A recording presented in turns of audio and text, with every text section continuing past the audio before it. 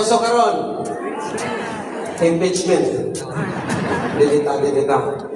Okay, so can we all bow our heads? Father, thank you so much for speaking to us through this message, Lord, as I share. And thank you so much, God, that every heart is open and ready to receive this afternoon. Thank you, Father. Thank you, Holy Spirit, for your anointing. This is our prayers in the name of Jesus Christ.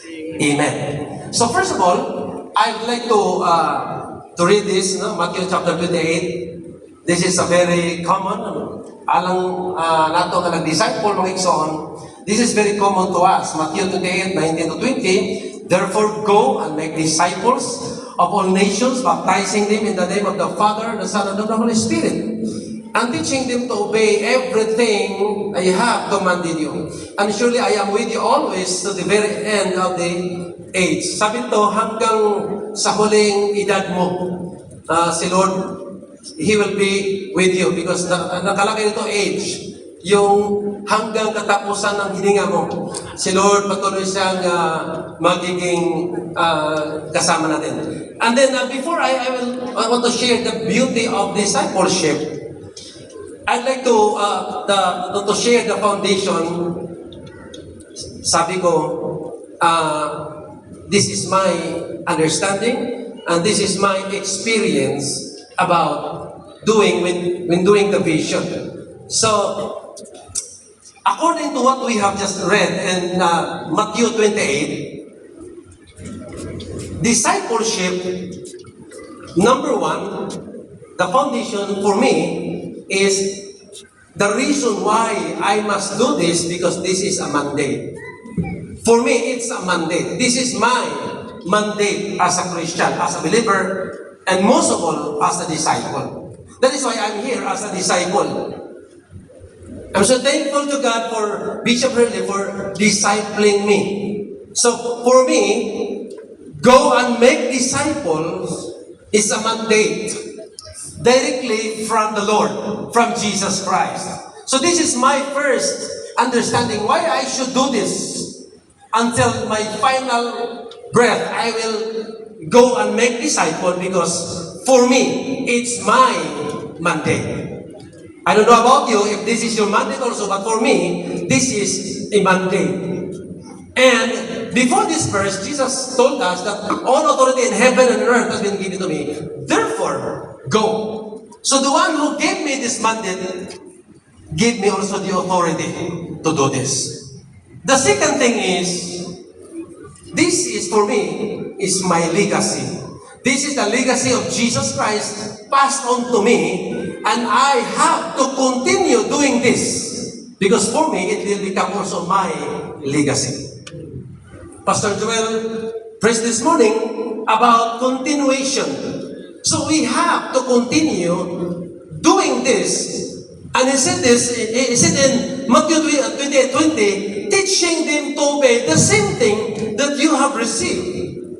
When we obey to go and make disciples, then after that, you must have to pass it on. You must have to teach others to do the same. And it will also become their legacy. So for me, as I am doing this, I am building my legacy. And this is the legacy of Christ and the legacy of my leader, legacy of my discipler, passing on to me. And then right now, ako na naman yung gumawa. And then ipapasa ko sa iba. That is why Jesus said, teach them. Those who are connected to Christ must also engage the same thing. Teach them so that discipleship will continue until the end. And number three, for me, it is a tandem. A tandem. Partnership. This is my partnership with Jesus. If I have to pray, I have to ask the Lord, Lord, please be with me. For what purpose? Even though you will not pray about, Lord, be with me, even though you will not pray about His presence, automatically Jesus said, surely I will be with you always. When you are doing discipleship, it will become your tandem with Jesus, partnership with Jesus. Amen. If you are a believer, if you are a disciple, then you will do the same thing. Huwag mong sa Bisaya pa, ayaw pamiya. Si Jesus dili man mamiya. When you stop discipleship, when you stop discipling, when you stop being a disciple, parang iniwanan mo si Jesus. When you stop go and make disciples, parang iniwanan mo si Jesus. Because this is your tandem. Ngayon may riding in tandem, di ba? Parang partner. And Jesus said, I am surely with you always. Amen. Amen. So every day, do you have any reason to ask God, Lord, please, sabayan mo ako, kuyugi ko, Lord, o bani ko. Sometimes, grabe ta ka, spoil the Lord. Bisag wa kay buhaton, magpauban ka po tas Ginoo. Ningon ka, Lord, o bani ko karon adlaw, ayos Lord, asam ta. Anira ko nga, bayawan mo na ka din, nagpauban ka. Ngayon kay si Lord, kuyugan di ka, tandem na in go and make disciples. So to the reason why you should believe that the Lord is with you always, and the Lord also has the reason to be with you always because of your tandem with the Lord. Amen? Amen. So ako ani, this is my understanding. That is why I have to continue doing discipleship. Amen. I have to submit as a disciple to my mentor, and I also making disciples. I have many disciples because I am a disciple. I can make disciples if I will stop being a disciple. Discipleship is always a tandem. There is a disciple, there is always a disciple maker. Amen? Amen. Tandem. So sa akin lang yun ha. So itong tatlo, these three, yun ang understanding ko. Malita. Sabihin mo sa kapatid mo or sa katabi mo, may malita ka ba? Meron. Sabihin mo, bitbitin mo yung malita mo. Why you are doing discipleship? Because of malita. Because of Malita. ano na natawa mo mong malita? Doon na di ay issue sa malita? Nagtuod eh mong sila rin doon ay malita? Kanay mo tupad may malita na. This is for me, this is my foundation.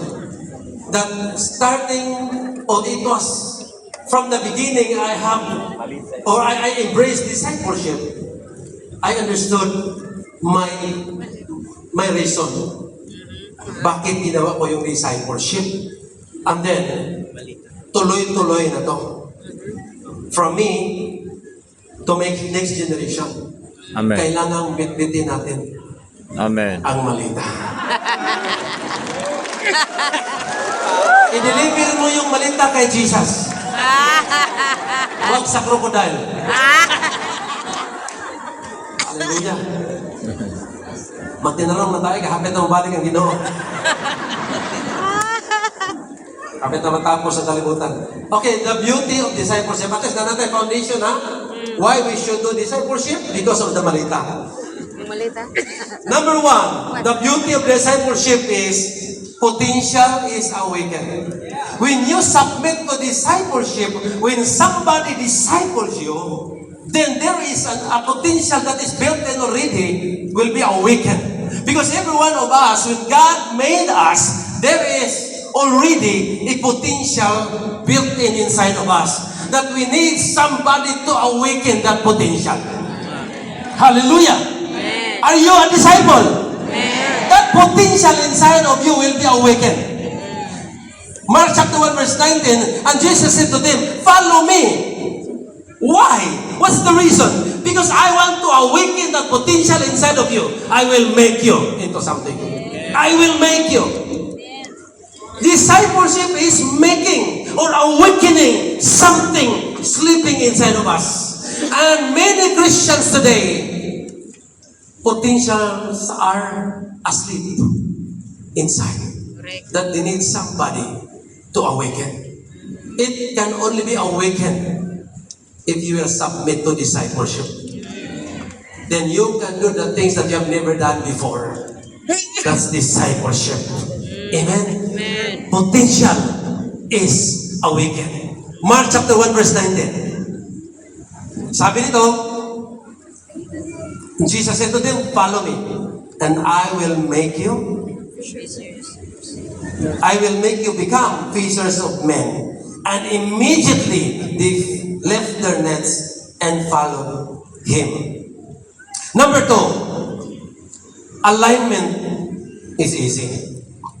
Yung pag-align, when the pastor says, "Do this," or we will go to that place, or this is our project, the people can align easily because they are disciples. Like what Paul said to Timothy. Sabi nito, Philippians chapter 4 verse 9, "Whatever you learn, you receive, heard from me, or even seen in me," sabi nito, "put it into practice." Amen. There are a lot of church members or Christians, they have their own agenda. Different from the agenda of their pastors. When the pastor said, "Bring your tithes into the storehouse," dili lang si pastor ang sulti na, the Bible also. Then, anong dinala nila? They will bring electric fan. They will bring carpet. They will bring floor mat. Sabi nila, "Itong tithes ko, ibili ko ng electric fan. Baka hindi yan, baka kainin ito ni pastor." Nakita na ba kayo ng pastor na kumakain ng electric fan? Kasi sabi ng Bible, dalhin mo para may makain. Bring, so that there will be food in my house. Ang dinala nila, electric fan. Ang tigas. Misalignment. Pero pag may discipleship, ang easy mag-align. Simple, hindi maka-align basta walang discipleship. Pag may discipleship, walang pressure because alignment is so become easy. Amen. Sino ba nito na naka-align na kayo sa church vision? Amen. May tao ko ba? Amen. Amen. Parang wala na. Sino dito naka-align ka na sa church vision mo? Sa vision ng pastor mo? Amen.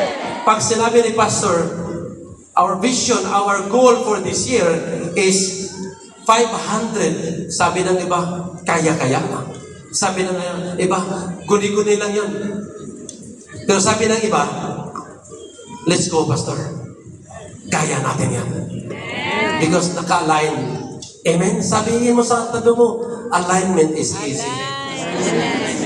If you are a disciple. Hallelujah. Amen. Kaya ba mo sa patulungan na ito mensahe karon? The beauty of discipleship. Amen? Number 3. Leadership is formed when there is discipleship. 2 Timothy chapter 2 verse 2 ESV, "And what you have heard from me in the presence of many witnesses, entrust to faithful men who will be able to teach." Dito, makikita natin na si Timothy, he acknowledged the Paul that he will become a leader. He is a leader. A leader that is able to impart. And these faithful men also, nakita ni Paul na magiging leader rin by sharing the same thing to others. So, leaders are raised in discipleship. So, no discipleship, ang leadership inside of you cannot be formed. Alam niyo ba, tayong lahat mga leaders, kahit wala pa tayo sa Panginoon, yung sabihin mo sa barkada mo nga, inom tayo. Inom ba na sa Tagalog? Inim. Inim. Inim tayo. Asa man ang Tagalog ng inom? Ha? Inom Japon yan. So sasabayan. Kukuyog yan sa'yo. Kukuyog.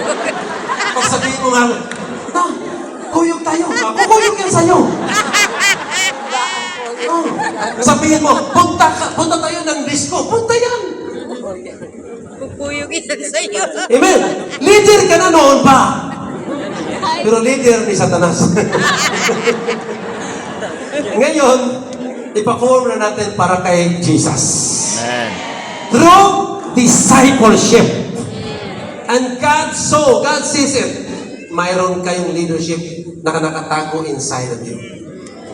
Sometimes when we say, leader ka, no. Pastor, ibigay mo na lang sa iba. I'm not a leader. Mahadlok ako yan. Matakot pala. I'm afraid to be a leader. But deep inside of that person, he has a leadership potential already. Amen? That when that person submit to discipleship process, that leadership will be formed and will come out from that person. Amen? Malapit na tayo. Number 4. Direction is clear. When there is discipleship, klaro ang direksyon. Amen. Klaro ang direksyon. Saan tayo patungo? Ano patutunguhan natin dito? Where you bring your church or the people, you have a clear direction. For example, what is our goal? What is our direction in this year? Kitang-kita mo na. January pa lang, kitang-kita mo na yung December. Because sa discipleship, naka-clear yung direction. Saan tayo patungo? Anong steps papunta doon? Amen? Amen. John chapter 3, verse 10, verse 3, the gatekeeper opens the gate for him, and the sheep listens to his voice. He calls his own sheep by the name and leads them out. There is a clear. People can hear the voice clearly to give them direction. Wherever the leaders go, then the people will also follow. There is a clear direction. Verse 4, may verse 4 ba? When he has brought out all his own, he goes on ahead of them, that's a leader, and his sheep follow him because they know his voice. A real disciple knows the voice of his leader. Amen.